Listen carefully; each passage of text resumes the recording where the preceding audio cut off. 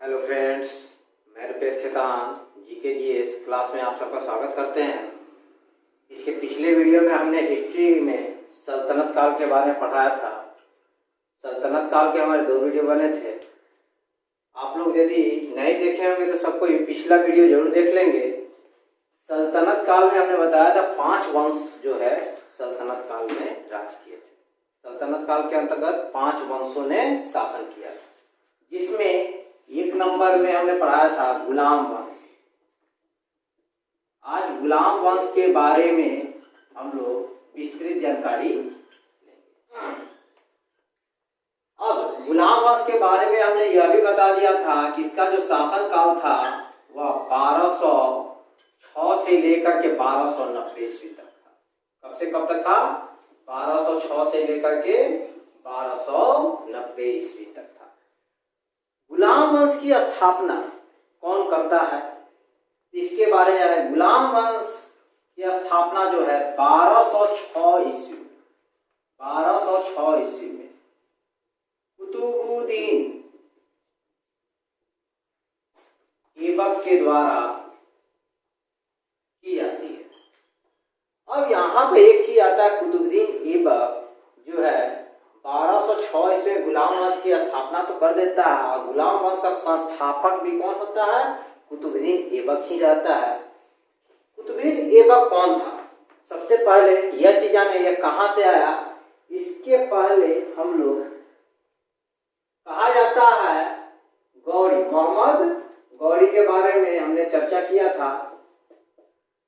मोहम्मद गौरी कहा जाता है यह एक ऐसा तुर्क मुसलमान था जो वास्तविक रूप से संस्थापक बना और वास्तविक रूप से आक्रमणकारी भी बना। हमारे भारत में वास्तविक रूप से आक्रमणकारी गजनबी को नहीं कहा गया, क्योंकि गजनबी भारत में आक्रमण करने के लिए आता और फिर क्या है, वह गजनी की ओर लौट जाता।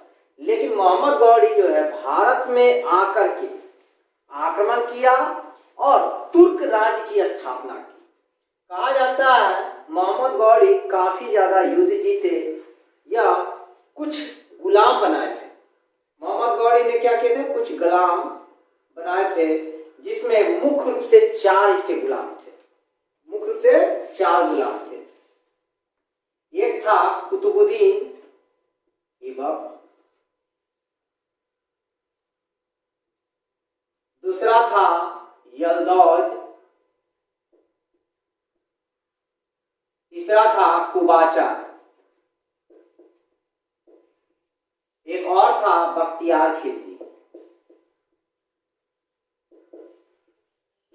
बख्तियार खिलजी। अब यहां पे मोहम्मद गौरी का कहा जाता है कि मुख्य गुलाम कुतुबुद्दीन ऐबक था। कौन था? कुतुबुद्दीन ऐबक था। कुतुबुद्दीन ऐबक या कौन था, इसके बारे में जाने। कुतुबुद्दीन ऐबक तुर्किस्तान का एक बच्चा था, जिसे फखरुद्दीन, कुतुबुद्दीन ऐबक जो था वो कहाँ का था? तुर्किस्तान का था।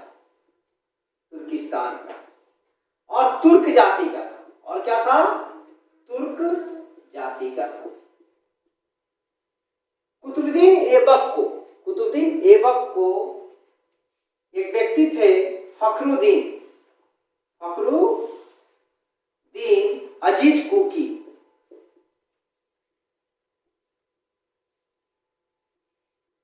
ने इस बच्चे को खरीदकर और इसका पालन पोषण करना शुरू किया। कहा जाता है कुतुबुद्दीन ऐबक का पालन पोषण किसने किया था?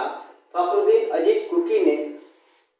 और इसे एक तीव्र बच्चा बनाया। एक तीव्र यानी काफी ज्यादा युद्ध के प्रति आक्रमणकारी बनाया। घुड़सवारी में काफी ज्यादा इसे बेहतर बनाया। तो कुतुबुद्दीन ऐबक जो था यह हर एक चीज में युद्ध के बारे में जान चुका था और काफी ज्यादा माहिर हो चुका था कुतुबुद्दीन ऐबक। कुतुबुद्दीन ऐबक को फखरुद्दीन अजीज कुकी ने बचपन में ही कुरान पढ़ा दिया था। पूरा कुरान जो है याद करवा दिया था। इसलिए कुतुबुद्दीन ऐबक को कुरान खा भी कहा जाता है। क्या कहा जाता है? तो फखरुद्दीन कुकी, अजीज कुकी के द्वारा कुतुबुद्दीन ऐबक को कुरान खां कहा गया, कुरान खां कहा गया। तो कुतुबुद्दीन ऐबक को किस नाम से जाना जाता है? कुरान खां के नाम से। लेकिन अचानक फखरुद्दीन अजीज कुकी की क्या हो जाती है? मृत्यु हो जाती है और इसके जो पुत्र होते हैं कुतुबुद्दीन ऐबक को मोहम्मद गौरी के हाथों बेच देते हैं। क्या करते हैं? मोहम्मद गौरी के हाथों बेच देते हैं, क्योंकि यह बहुत ही कर्मठ योद्धा बन चुका था युद्ध स्थल में, इसलिए मोहम्मद गौरी ने इस बच्चे को खरीद लिया। और मोहम्मद गौरी जो है तराइन के द्वितीय युद्ध में लड़ने गया पृथ्वीराज चौहान से, और उसमें कुतुबुद्दीन ऐबक ने अपने साहस का पूरा प्रयोग किया और पृथ्वीराज चौहान को हराया। मोहम्मद गौरी कुतुबुद्दीन ऐबक से काफी ज्यादा खुश हुआ और इसे अपना सेनापति नियुक्त कर दिया। इसे क्या किया? सेनापति नियुक्त कर दिया। तो कुतुबुद्दीन ऐबक जो था मोहम्मद गौरी का क्या था? मुख्य गुलाम था। गुलाम का मतलब यह नहीं होता है कि वो नौकर है, ठीक है, यानी गुलाम वहां पे यह नीच संबंध नहीं लाएंगे उससे। गुलाम जो है बहुत बड़े बड़े गुलाम भी होते थे, ठीक है, जिस चीज में वो योग्य हो उस पद पर बैठाया जाता था। यह युद्ध स्थल में काफी ज्यादा माहिर था, इसलिए मोहम्मद गौरी के द्वारा कुतुबुद्दीन ऐबक को सर्वप्रथम एक उपाधि दी गई, अमीर ए आखुर, यानी अस्त्र बलों का कहा जाता मालिक बनाया गया।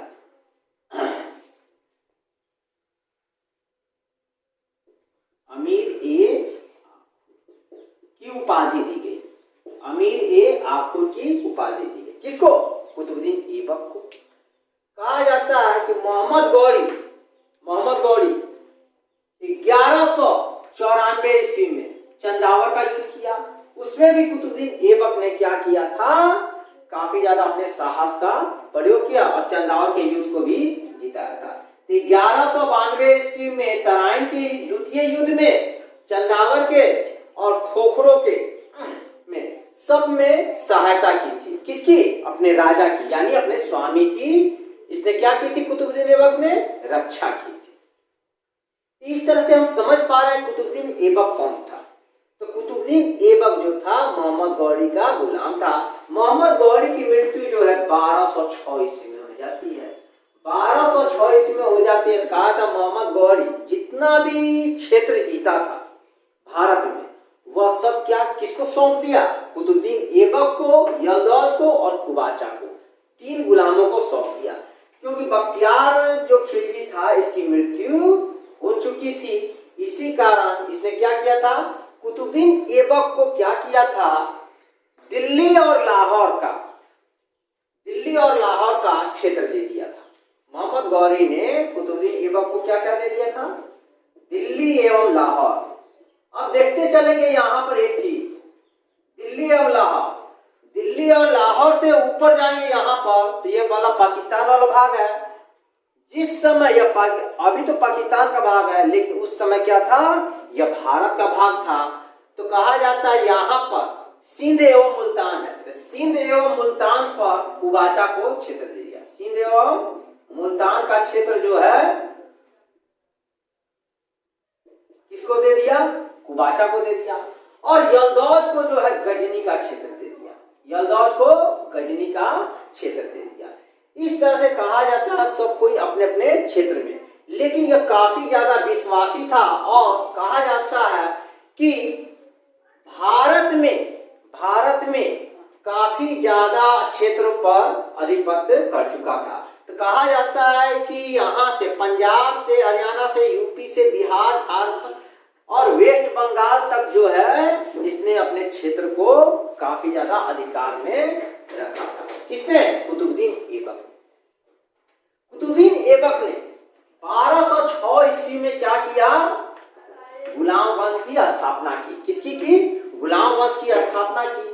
और गुलाम वंश की स्थापना करके कहा जाता अपना राज्याभिषेक कराया। अपना राज्याभिषेक जो कराया वह कहाँ कराया था? लाहौर में कराया था। कहाँ कराया? राज्याभिषेक जो है 1206 ईस्वी में, 1206 ईस्वी में ही राज्याभिषेक जो कराया था वह कहाँ कराया? और लाहौर को ही अपनी राजधानी बनाया। लाहौर को ही क्या किया? अपनी राजधानी बनाया, राजधानी बनाया। कुतुबुद्दीन ऐबक दिल्ली को मुख्य केंद्र बिंदु मानते हुए, दिल्ली को मुख्य केंद्र बिंदु मानते हुए गुलाम वंश की स्थापना की। इसलिए कुतुबुद्दीन ऐबक को गुलाम वंश का संस्थापक भी कहा जाता है। गुलाम वंश का संस्थापक किसे कहा जाता है? कुतुबुद्दीन ऐबक को। अब एक चीज और जानेंगे, कुतुबुद्दीन ऐबक जो था यह काफी ज्यादा विद्वान भी था और कुतुबुद्दीन ऐबक का जो अर्थ होता था, ऐबक का जो अर्थ होता था वह चंद्रमा का देवता होता था। ऐबक का अर्थ क्या होता था? चंद्रमा का देवता। जब यह गुलाम वंश की स्थापना कर लेता है तो इसके दो प्रतिद्वंदी बन जाते हैं। कौन कौन? यल्दौज और कुबाचा, यल्दौज और कुबाचा। अब कुतुबुद्दीन ऐबक को काफी ज्यादा कठिनाइयों का सामना करना पड़ता है। ये लोग सोचते हैं कि गुलाम वंश की स्थापना करके यह क्या हुआ? शासक बन चुका है। किसका? दिल्ली का। इसलिए यल्दौज और कुबाचा चाहते हैं कि वह भारत में प्रवेश करे। वह कहां करे? भारत में प्रवेश करे। कुतुबुद्दीन ऐबक ने क्या किया? अपने प्रतिद्वंदी को रोकने के लिए कुबाचा के साथ, कुतुबुद्दीन ऐबक ने कुबाचा के साथ अपनी बहन का शादी कर दिया, अपनी बहन का शादी कर दिया। यानी प्रतिद्वंदियों के बीच क्या किया? वैवाहिक संबंध स्थापित किया। कुतुबुद्दीन ऐबक ने यल्दौज के पुत्री के साथ, यल्दौज के पुत्री के साथ खुद अपना विवाह कर लिया। यल्दौज के पुत्री के साथ क्या किया? खुद विवाह कर लिया। और कहा जाता है कि कुतुबुद्दीन ऐबक मोहम्मद गौरी के शासन काल में ही एक बच्चे को खरीदा था जिसका नाम था इल्तुतमिश। तो कहा जाए यह तो खुद गुलाम था और एक बच्चे को खरीदा था जिसका नाम था क्या? इल्तुतमिश। इल्तुतमिश इल्तुतमिश को जब खरीद लिया, कौन? कुतुबुद्दीन ऐबक। कहा जाता है कुतुबुद्दीन ऐबक इल्तुतमिश को खरीदने के बाद तो खरीद लिया तो यह क्या हो गया? गुलाम हो गया। कुतुबुद्दीन ऐबक का क्या हो गया? गुलाम हो गया। और इल्तुतमिश से कुतुबुद्दीन ऐबक ने अपनी पुत्री का विवाह कर दिया था। यह क्या हो गया? गुलाम एवं दामाद दोनों हो गया। गुलाम एवं दामाद दोनों हो गया। कहा जाता इस तरह से सारे प्रतिद्वंदी को क्या किया? अपने में मिला लिया। इसके बाद कहा जाता है कुतुबुद्दीन ऐबक ने अपने साम्राज्य में काफी ज्यादा कार्य किए थे। तो कहा जाता है कि 1192 से लेकर 1206 ईस्वी तक यह मुख्य सैनिक सलाहकार के रूप में रहा। मुख्य सैनिक सलाहकार के रूप में रहा। 1206 से 8 ईस्वी तक यह सिपह सलार के रूप में रहा। 1209 से 10 तक जो है मलिक के रूप में दिल्ली पर आसीत रहा। कहा जाता है कि यह एक ऐसा शासक था जिसने सुल्तान की उपाधि धारण नहीं की थी।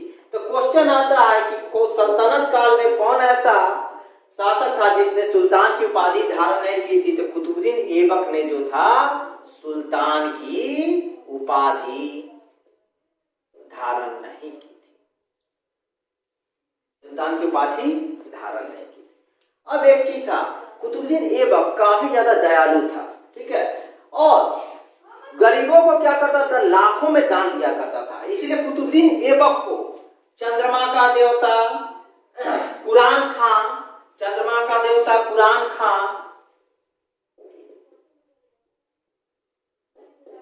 इसके बाद लाख बख्श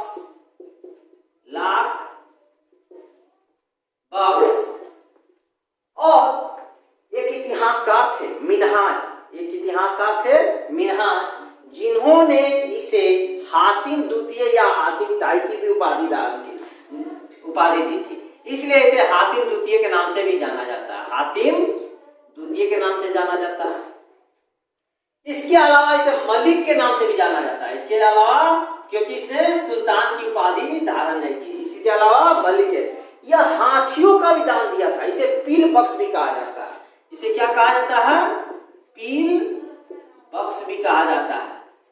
इसे चंद्रमुखी भी कहा जाता है। इसे चंद्रमुखी भी कहा जाता है। तो कहा जाता है कुतुबुद्दीन ऐबक के कई नाम थे। चंद्रमा का देवता, कुरान खान, लाख बख्श, हातिम द्वितीय, मलिक, पील बख्श, चंद्रमुखी, ये सब क्या थे?